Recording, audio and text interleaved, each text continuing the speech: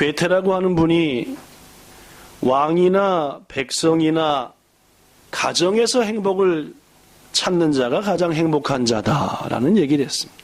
아무리 지위가 높아도 자기 가정에서 행복하지 않으면은 행복할 수 없다라는 말일 것입니다. 톨스토이 역시 이런 말을 했습니다. 만약 가정에서 행복을 얻을 수 없다면 그 사람은 어디에서도 행복을 얻을 수 없다. 여러분의 가정은 행복하십니까? 네. 사람들은 무엇라고 하는 철학자는 자신이 필요로 하는 것을 찾기 위해서 온 세상을 헤매어 다니지만은 못 찾고 결국에는 집에 와서 그것을 찾는다라고 말했습니다.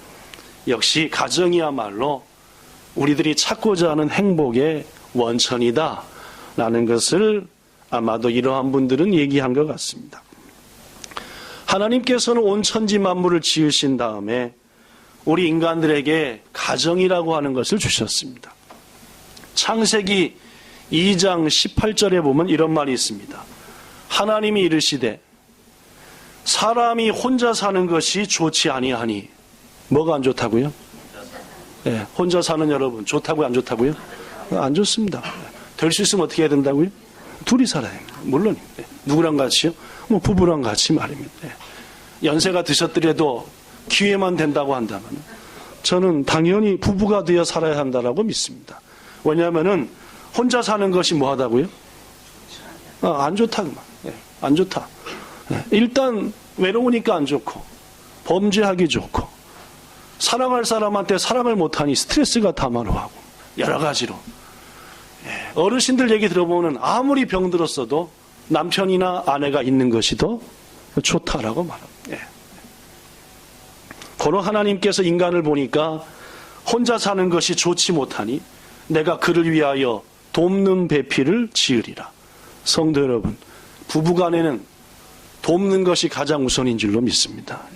남편한테 이거 기대하고 부인한테 이거 달라 하고 하나님의 창조 섭리와 어긋나는 겁니다. 하나님의 창조 섭리 속에서 부부는 뭐 하는 겁니까? 돕는 겁니다. 상대의 부족함을 내가 도와주는 것이 부부 역할입니다. 우리 남편은 이것도 안 해줘. 우리 부인은 항상 이래요. 이것은 하나님께서 원하시는 부부의 간의 도리와 그 뜻을 모르고 하는 말이에요. 고로 무엇보다도 혼자 사는 것은 안 좋고 부부는 서로 뭐 해야 되고 도와야 되고 이러므로 남자가 부모를 떠나 그의 아내와 합하여 둘이 한 몸이 되라 라고 말했습니다. 오늘은 여러분들에게 행복한 가정을 위해서는 무엇이 필요한가, 어떤 가정이 행복한 가정을 이룰 수 있는가 라는 말씀을 하고자 합니다. 그 첫 번째, 행복한 가정은 따라합시다. 좋은 만남으로부터 시작된다. 물론입니다. 가정이라고 하는 것은 일단 두 사람이 뭐 해야 됩니까? 만나야 됩니다.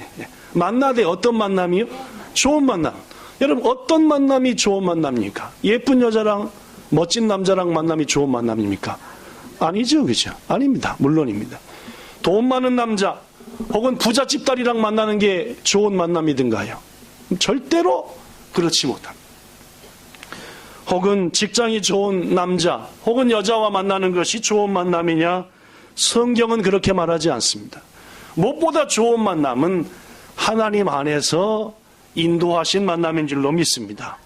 성경은 이렇게 말합니다. 고린도후서 6장 14절 너희는 믿지 않는 자와 멍에를 함께 매지 말라라고 말합니다. 고로 무엇보다도 우리 그리스도인들은 믿는 자와 함께 부부가 되기를 간절히 소망해야 되고 또 그러하도록 힘쓰고 애써야 합니다. 어떤 사람은 말합니다. 결혼해서 신앙생활하게 하면 되지요 라고 말입니다. 그러나 분명히 말합니다.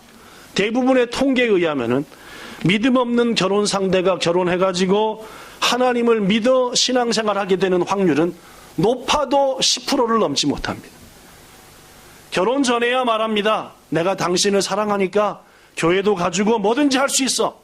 아니 결혼 전에야 뭔 말을 못합니까? 그렇죠? 뭐 그때야 뭐 별말을 다 하죠. 그러나 일단 결혼한 다음에야 신앙에 차만 있어도 꼭 그렇게 교회 오래 있어야 돼? 마지막까지 꼭 당신이 다 해야 돼? 해고 싸우는데 심지어 신앙이 있는 분과 없는 분이 만나서 가정을 세운다.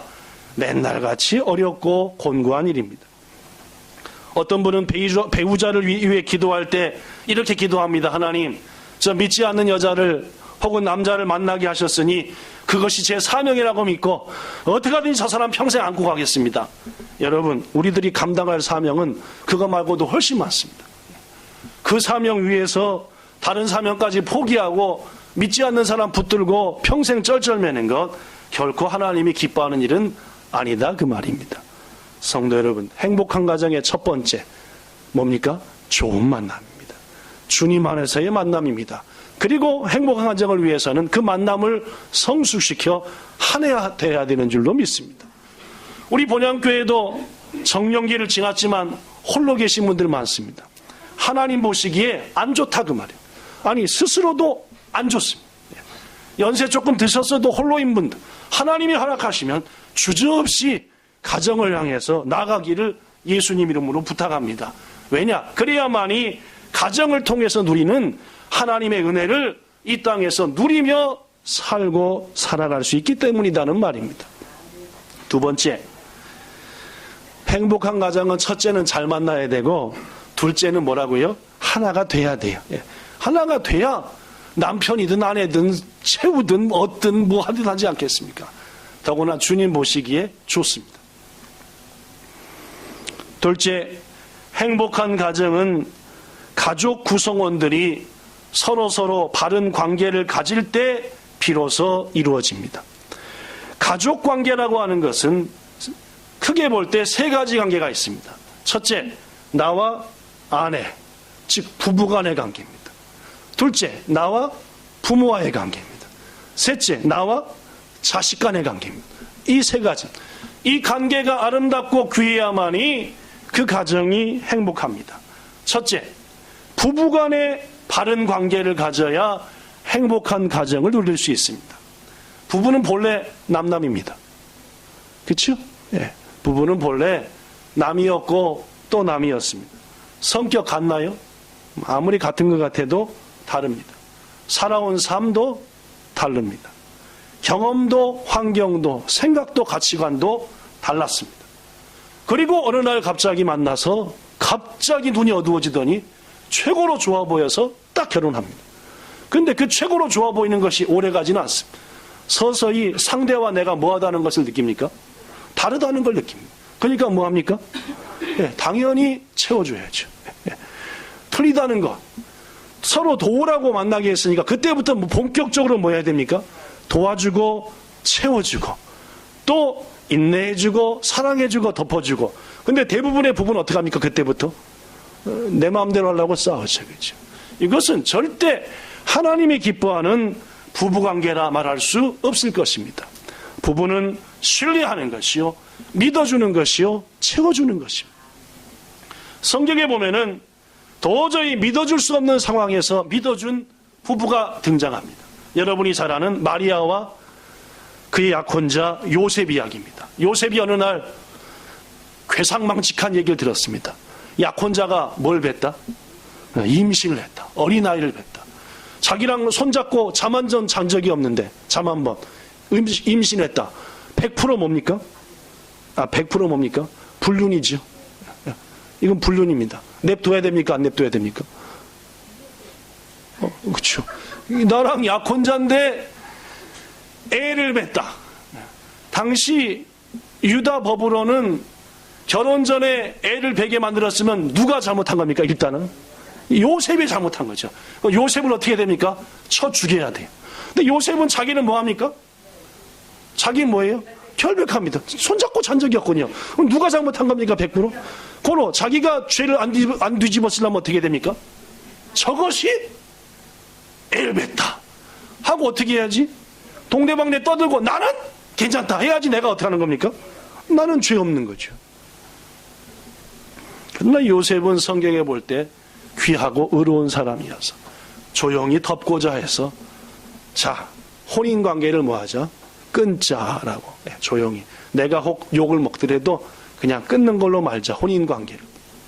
그날 밤 주의 사자가 요셉의 꿈에 나타났습니다. 뭐라고 얘기했죠? 이렇게 얘기했습니다. 자, 주의 사자처럼 얘기해 볼까요? 시작.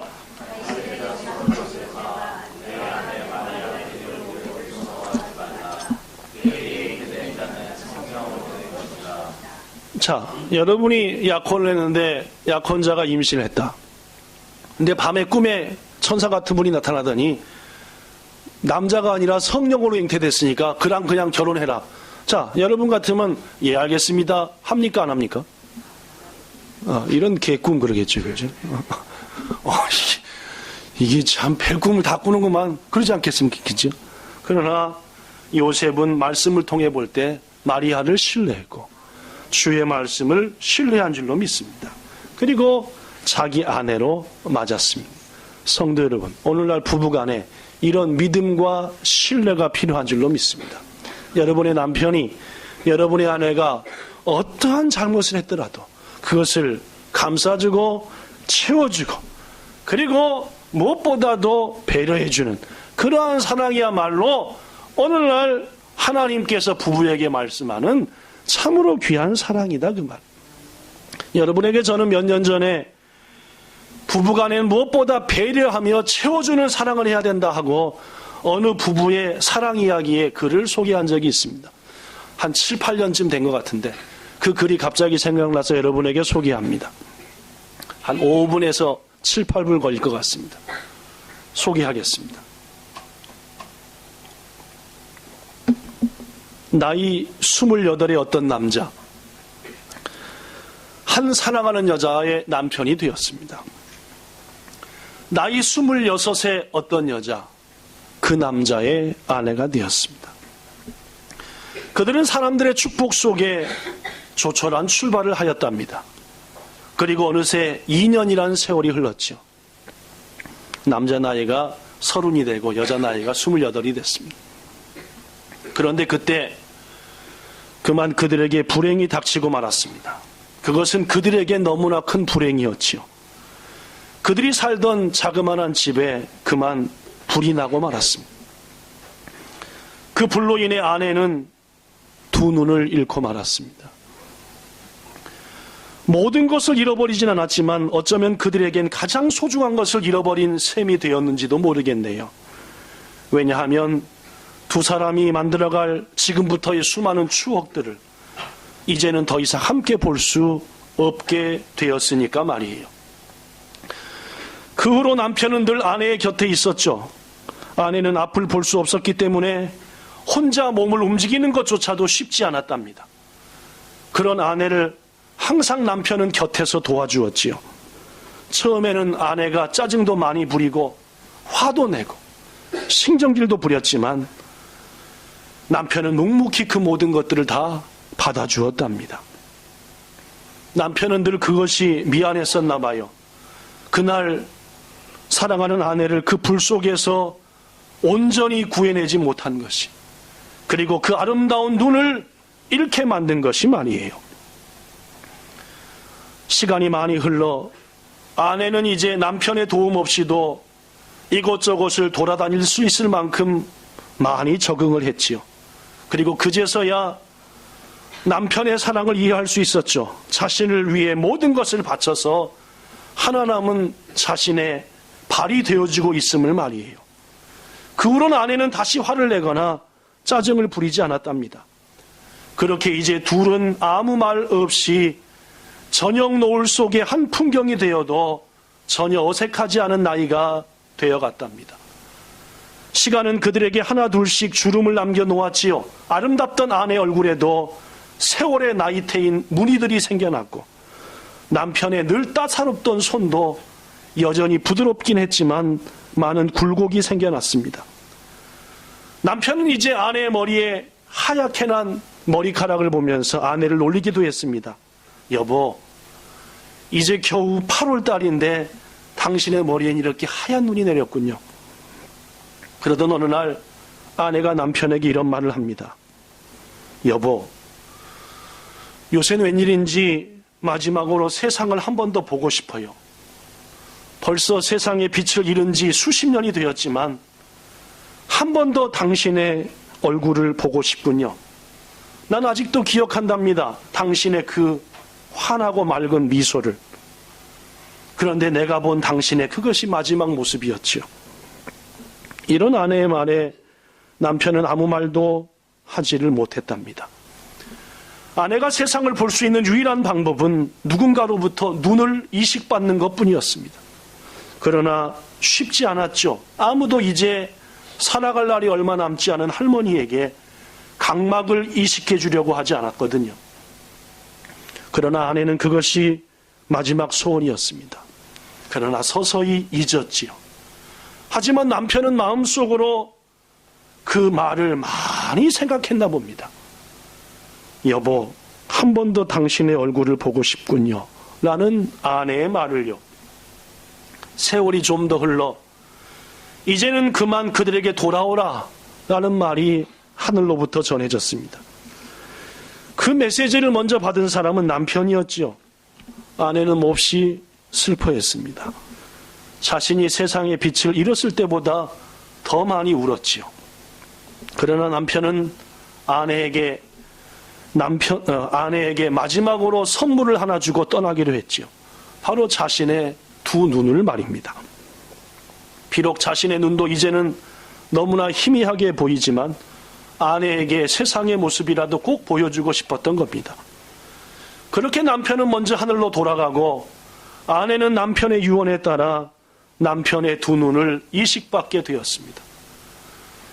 그녀가 처음으로 눈을 떴을 때 그녀의 주위에는 아무도 없었습니다. 늘 곁에 있던 남편의 그림자도 보이지 않았습니다. 병원 침대에서 내려와 성탄절을 맞아 환하게 밝혀진 거리의 모습을 내려다보며 아내는 남편의 마지막 편지 한 통을 받아보게 되었습니다. 사랑하는 당신에게 지금보다 훨씬 전에 나는 세상의 모습을 찾아줄 수도 있었어. 아직 우리가 세월의 급류를 타기 전에 당신에게 내 각막을 이식할 기회가 있었지. 하지만 나는 무척이나 겁이 났다오. 늘 당신은 내게 말했었지. 나의 마지막 모습에 대해서. 무엇보다도 나의 맑고 환한 미소에 대해서 말이요. 하지만 여보, 그걸 아오. 실은 당신에게 난 더 이상 당신이 기억하고 있던 아름다운 미소의 모습을 보여줄 수가 없었다오. 그때 우리들의 집에 불이 났을 때 당신은 눈을 잃었지만 나는 나의 얼굴을 잃었다오. 나는 미소조차 지울 수 없게 흉측하게 변해버린 나의 모습을 결코 당신에게는 보여주고 싶지 않았어. 또한 우리들의 생활의 어려움과 세상의 모든 풍파도 당신에게 보여주고 싶지 않았어. 나는 당신이 지난 시절의 내 미소와 행복했던 순간들만을 보고 기억하기를 바랬어. 이렇게 일그러진 흉한 나의 모습보다는 말이요. 그러나 여보, 이제 나는 떠나오. 비록 당신에게 나의 미소는 보여주지 못하지만 늘 그 기억을 가지고 살아가기를 바라오. 그리고 내 마지막 선물로 당신 이제는 환한 세상을 마음껏 볼 수 있었으면 좋겠어. 아내는 눈물로 먼저 떠난 남편의 편지를 읽으며 이렇게 중얼거렸답니다. 여보, 난 알고 있었어요. 당신의 얼굴이 그때 화상으로 흉측하게 변해버렸다는 것을 말이에요. 그리고 그 화상으로 인해서 예전에 나에게 보여주던 그 아름다운 미소를 보여줄 수 없다는 것도 알았지요. 어느 날 내 곁에서 잠자는 당신의 얼굴을 더듬어보고 나는 그때 알았지요. 하지만 난 아무런 말도 당신에게 할 수 없었어요. 당신도 내게 당신의 그 아름다운 미소를 간직하기를 바란다는 것을 알고 있었기 때문이죠.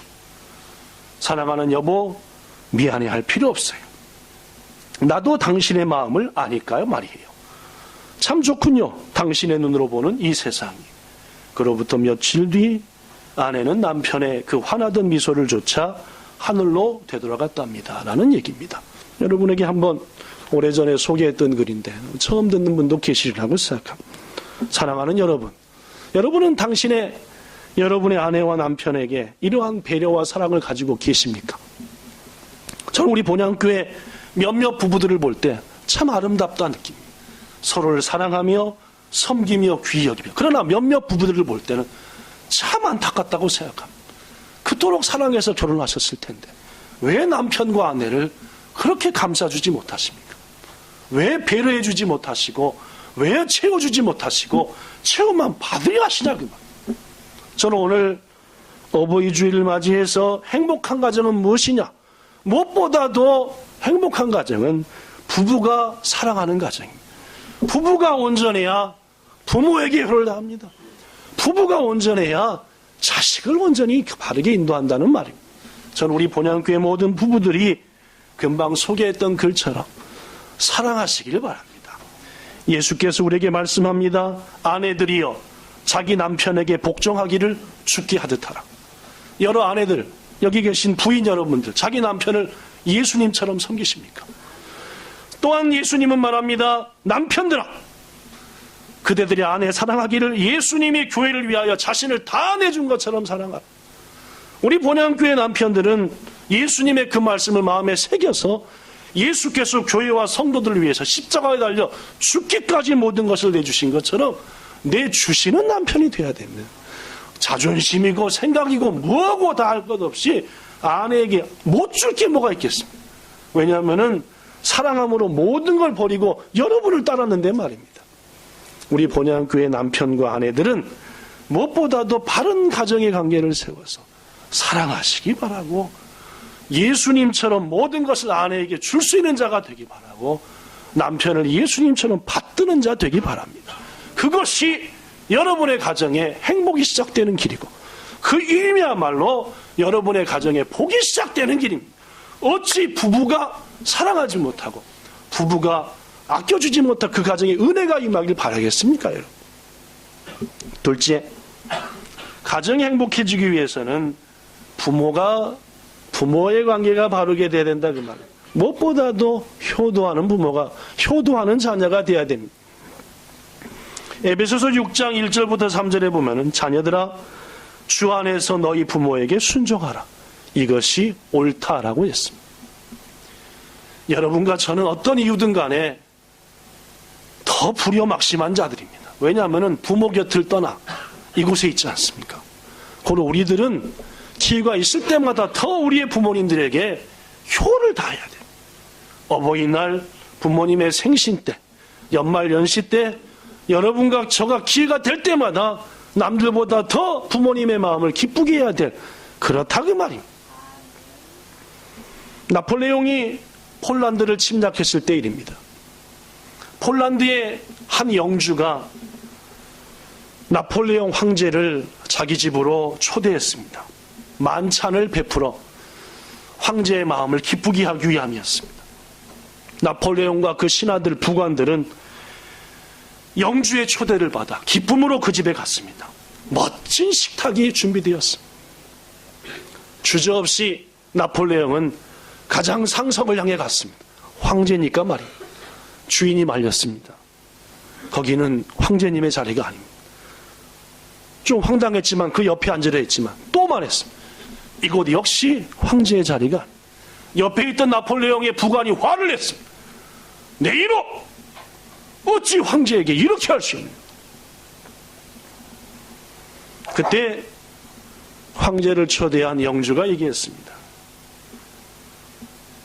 나라에서는 황제가 최고로 높지만 이 자리는 저희 어머니와 아버지가 앉을 자리로서 가정에서는 제 아버지 어머니가 제일 높은 것 아닙니까? 라고 말입니다. 이 말을 들은 나폴레옹은 그 영주를 크게 칭찬하고 온 나라에 효도할 것을 가르쳤다라고 합니다.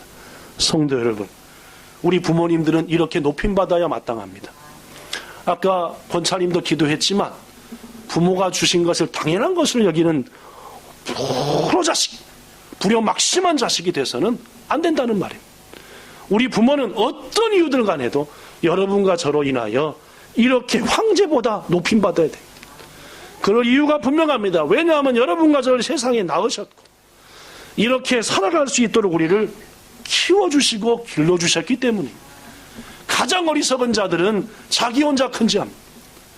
부모의 고민과 고통과 눈물 없이 스스로 잘한지라고 착각합니다. 지금 막 낳은 유아, 저기 뒤에 있는 하율이 보십시오. 자기 혼자 크고 있는가? 부모님의 사랑과 눈물 속에서 크고 있는 것. 여러분과 저가 그렇게 자라났습니다. 우리의 부모님의 은혜를 통해서 말입니다. 고로 그 누가 뭐라 하더라도 여러분과 저의 부모는 우리한테 높임받아야 합니다. 존경받아야 되고 그 세상의 어떤 존재보다도 사랑받아야 되고 효도받아야 한다는 말입니다. 여러분, 이번 가정의 달을 맞이해서 어느 때보다도 부모님들에게 효를 다하고 사랑을 다 표현할 수 있는 여러분과 저가 되길 바랍니다. 한자에는 상형 문자가 많습니다. 즉 한자의 그림 모습을 보면은 이 한자가 이렇게 해서 생겨났다 그 말입니다. 옛날 시골에서는 3일장, 5일장, 7일장, 9일장 이렇게 장이 열렸습니다. 그렇죠? 매일 시장이 열리지 않고 홀 어머니를 모시고 살던 아들이 농사 지은 것들을 지게에 지고 장터에 팔러 갔습니다. 집에 홀로 남은 어머니는 아들이 하던 농사일 집안일을 어떻게든지 아들 오기 전에 하려고 해서 우리 아들이 엄마인 나를 위해 쓰는데 내가 힘써야지.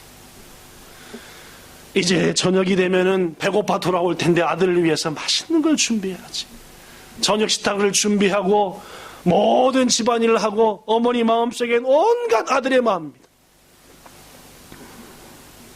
가지고 간 물건은 다 팔았는지 도중에 별일은 없었는지 올해는 넘기지 말고 장가를 보내야 될 텐데 하다 보니까 어느덧 해가 뉘엿뉘엿. 그러나 아들은 보이지 않습니다. 여러분, 어머니는 어떻게 합니까? 집안에다가 준비한 음식을 딱 덮어놓고 동구 밖으로 나갑니다. 저 먼 곳을 내려봅니다. 누굴 보려고요? 아들을 보려고. 좀처럼 아들의 모습이 보이지 않습니다. 장에서 돌아오는 한두 사람의 모습들은 보이는데 우리 아들은 안 보입니다. 마침 옆에 보니까 든든한 나무 하나가 있었습니다. 어머니가 겨우 올라갈 정도의 가지도 있었습니다. 어머니는 그 가지 위에 힘껏 올라갔습니다. 우리 아들이 안 보이나 안 보이나. 그렇습니다. 이 어머니의 애틋한 마음에서 어버이 친자가 생겨났대요. 어버이 친자. 친자는 저 맨 앞에 보니까 설립자, 섰다. 어디 위에 섰습니까? 밑에가? 나무 위에 서서 그 옆에가 뭡니까? 볼견자입니다. 그죠? 먼 것을 본다. 엄마가 나무 위에서 우리 자식 언제 오나고 먼 것을 본 모습을 한 글자가 어버이 친자라고 합니다. 잠시 후 온 대지가 어둠에 묻힐 무렵 드디어 아들이 돌아왔습니다. 아들은 장에 가지고 간 것들을 늦게까지 다 팔고서 어머니를 위해서 고등어 2마리와 분통 하나를 사들고 오다가 동구 밖에서 나무 위에 올라 계신 어머니의 모습을 발견했습니다. 어머니, 다리 아프실 텐데 뭐하러 여기까지 나오셨어요? 위험한데 왜 나무 위에요, 어머니? 자, 피곤하실 텐데 제 등 뒤에 타세요. 아들은 어머니를 자기 등 뒤에 있는 지게 위에다가 편편하게 푹신한 것을 깔아서 어머니를 뒤에 태우고 흥얼흥얼거리면서 집으로 돌아갑니다. 효자가 무슨 효자냐? 그렇습니다. 노인을 아들이 업었다, 그 말이에요. 노인 어머니를 아들이 업고 온다. 이게 효다라는 말입니다. 사랑하는 여러분, 성경은 분명히 말합니다. 내 부모를 공경하라 라고 말입니다. 올해는 우리 부모님들을 업어드립시다. 예. 일본에 있는 아들, 딸이 언제나 한국에 오는가, 언제나 나한테 보러 오는가, 손주들 데리고 언제 한번 오는가, 목을 쭉 빼고 지켜보신다는 말. 그것이 어버이의 마음이고 그 어머니의, 아버지의 모습을 덥석알고 안고 업어드리는 것이 자식의 마음이며 효도의 마음이다, 그 말입니다. 사랑하는 여러분, 부모한테 못하는 가정 잘 될 리 있습니까?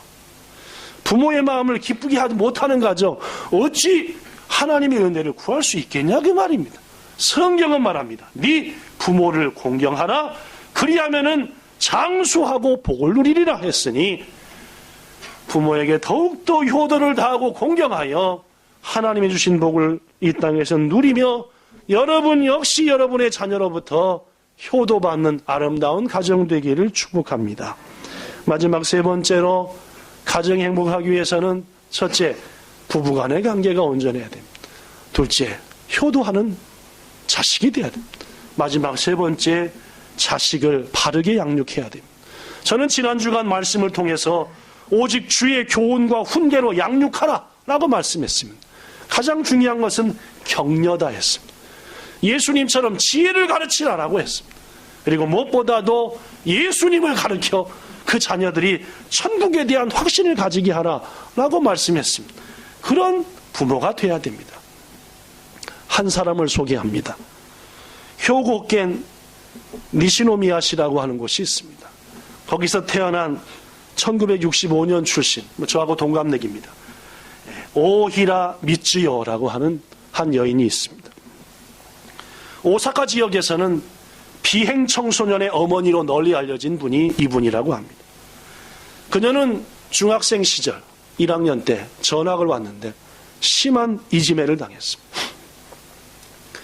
더구나 가장 자기 마음을 주었던 새롭게 사귄 친구한테 결정적인 이지매를 당했습니다. 배신을 당하고 괴롭힘을 당하고 도저히 참지 못했던 이 미치요는 스스로 배를 갈랐습니다. 중학교 2학년 때 일입니다.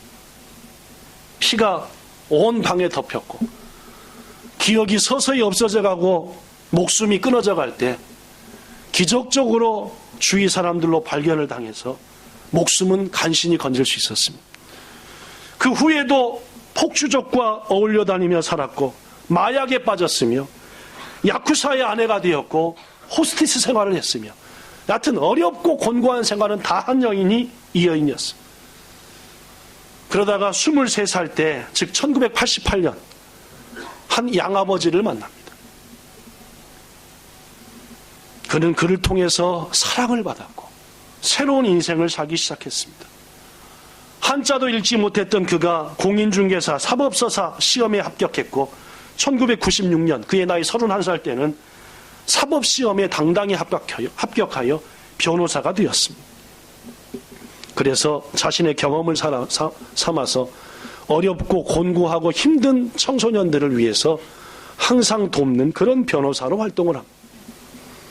그녀가 쓴 자기 이야기 다까라 아나타모 이끼누이떼라고 하는, 그렇기 때문에 너도 살아내, 뭐 그런 뜻이겠죠. 아무리 어려워도 힘들어도 살아봐, 뭐 그런 뜻일 겁니다.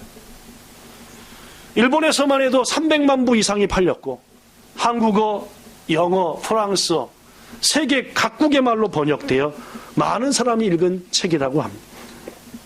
그 미치요 씨가 자신의 경험을 통해 말하는 자녀 교육의 10대 원칙이 있습니다. 자기가 너무 어려운 시절을 경험했기에 그걸 통하여 양아버지를 통해 사랑을 받았고 용기를 얻었기에 그리고 지금 딸을 하나 낳아서 그 딸을 길러나가는 과정에서 자녀는 이렇게 길러야 합니다라는 원칙입니다. 첫째, 부모 입장이 아닌 자식의 입장에서 생각해줘라. 둘째, 착한 사람이 되라고만 강요하지 말라. 자녀에게 가정이라고 하는 것은 영원한 안식처임을 인식시켜라. 아무리 힘들어도 가정에 가면 우리 엄마 아빠가 나를 위로해 주시고 안아주신다라고 말. 고로 자녀의 말은 혹 거짓말을 하더라도 믿어줘라. 당신이 항상 자녀의 편임을 인식시켜라. 끊임없이 자녀에게 소망과 희망을 제시하라. 자녀 앞에 초조한 모습을 보이지 말라. 왜냐하면 그도 불안해하니까. 자녀 잘못된 것은 근본부터 고쳐줘라. 이미 늦어버리니까. 혼자 고민하지 말고 자녀와 대화를 하라. 그리고 무엇보다 자녀가 무언의 구조 신호를 보낼 때 그것을 놓치지 말라. 약 2달 전 가와사키 강변에서 중학교 1학년 학생이 처참하게 살해됐습니다. 가슴 아픈 얘기입니다. 저도 한 부모의 한 사람으로서 그 TV 뉴스를 보면서 얼마나 울었는지 모릅니다. 이야, 어른들 잘못이다. 저 중학교 1학년 애가 18살, 19살 먹은 형들한테 끌려가가지고 그 야밤에 홀가랑 베김을 당하고 수없이 두드러 맞고, 그리고 끝내는 죽이는, 온몸에 칼자국을 내서 죽이는. 여러분도 보셔도 아시다시피 도쿄 가와사키뿐만 아니라 저 홋카이도 오사카에서까지 부모들이 와가지고 그 친구 죽은 자리에다 꽃을 놓고 가고, 그것이 뉴스화됐던 적도 있었던 참으로 안타까운 얘기입니다. 아시다시피 그가 죽기 얼마 전에 그 소년의 눈이 이렇게 눈덩이가 밤탱이 된 적이 있었습니다. 아시지 않습니까, 여러분? 그죠? 보셔서. 자녀교육 전문가들은 분명히 그때 말했습니다. 자식이 부모한테 보내는 무언의 구조 신호를 이 어머니가 알아채지 못한 것이 참으로 안타까운 일이다라고 말입니다. 그렇습니다. 깡패들한테 엄청나게 주워 터지고 애 눈에 이렇게 눈덩이가 밤탱이가 되는데도 어머니는, 가족은 그에게 아무것도 하지 않았습니다. 괜찮냐고 물어볼 뿐이었다 그 말입니다. 사랑하는 부모 여러분, 부모는 우리 자녀들의 가장 앞장서서 지켜야 될 청지기입니다. 하나님께서 여러분과 저에게 자식을 맡겼으니 우리는 그 자식들이 무언으로 구조신호를 보낼 때 내가 힘들어요 라고 말하지 못하고 안타까운 마음으로 자식들이 부모에게 뭔가 SOS를 보낼 때 그것을 캐치할 수 있는 부모, 당장에 달려나가가 그 안고 자식의 어려움을 풀어줄 수 있는 부모가 저도 여러분도 돼야 한다는 말입니다. 사랑하는 여러분, 자식을 위해서 더 기도합시다. 자식을 위해서 기도하는 부모야말로 그 자식이 무언의 구조신호를 보내는 것을 금방 알아차리는 지혜를 갖게 됩니다. 잔소리나 자식을 향해 어떠한 말보다도 오늘날 여러분과 저한테 필요한 것은 우리 자녀들을 향한 기도라고 저는 오늘 말씀을 통해 분명히 믿습니다. 회개하는 심정으로 오늘 이후 더더욱 부모답게 자식들에게 본을 보이며 그들의 구조신호를 놓치지 않도록 눈물로 항상 기도하는 우리 모든 부모가 되기를 예수님 이름으로 부탁합니다. 말씀 마칩니다. 몇 년 전 샘터라는 잡지에서 무엇이 가장 큰 기쁨인가라는 글로 설문조사하여 통계를 발표한 적이 있습니다. 그 책의 내용에 의하면 이 세상에서 얻을 수 있는 완전한 기쁨, 최고의 기쁨을 레벨로 100이라고 하자, 100 정도의 기쁨이라고 하자 했을 때 권력을 소유했을 때 얻는 기쁨은 16이라고 합니다. 100 중에 16. 돈을 크게 벌어서 얻는 기쁨은 100 중에 12라고 합니다.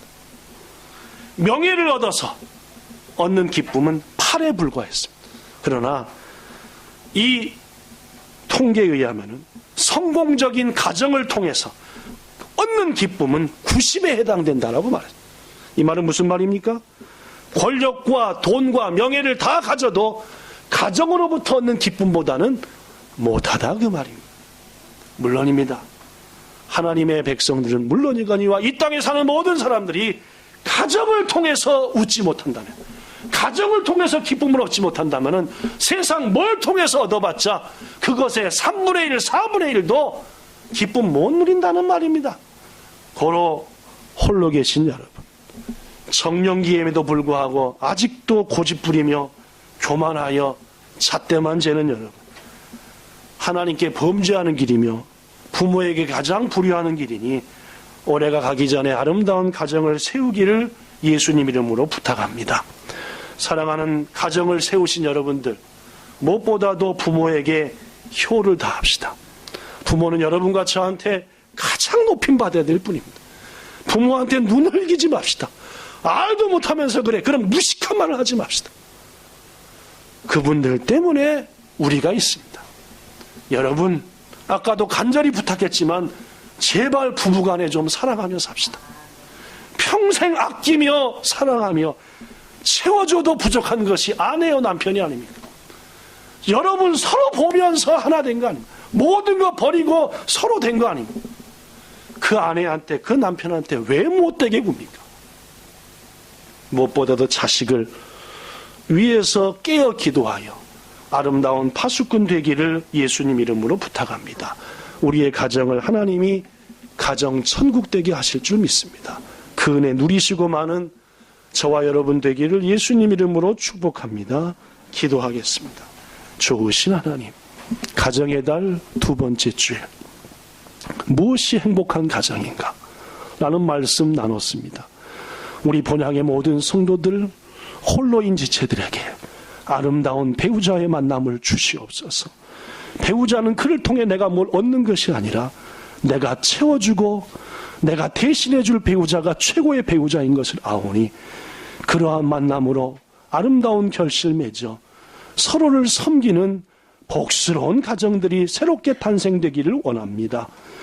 불효한 자식들 결코 주의 은혜 누릴 수 없습니다. 아내와 남편을 사랑하지 못하는 부부, 그 가정에 평화가 있겠습니까? 우리의 가정이 어려운 것은 전부 다 우리의 부족함임을 깨우쳐 부모에게 효를 다하며 남편과 아내를 사랑하며 자식을 위해서 이제 눈물로 기도를 시작하는 우리 모두 되게 하옵소서. 어린 딸 링카에게 치유의 은총을 주시고 사랑하는 초이자매에게 기적을 주시기 원합니다. 성지주사 어머니에게 치유한 은총을 주시고 우리 본향에 속한 많은 어머니, 아버지들, 할머니들, 할아버지들 많이 힘들어오니 주여 아픔 없애주시고 뜀박질하게 하시고 마음껏 우리를 통해 효받을 수 있도록 장수의 축복 주시되 천국의 문 열어 주옵소서. 예수님 이름으로 기도드리옵나이다. 아멘.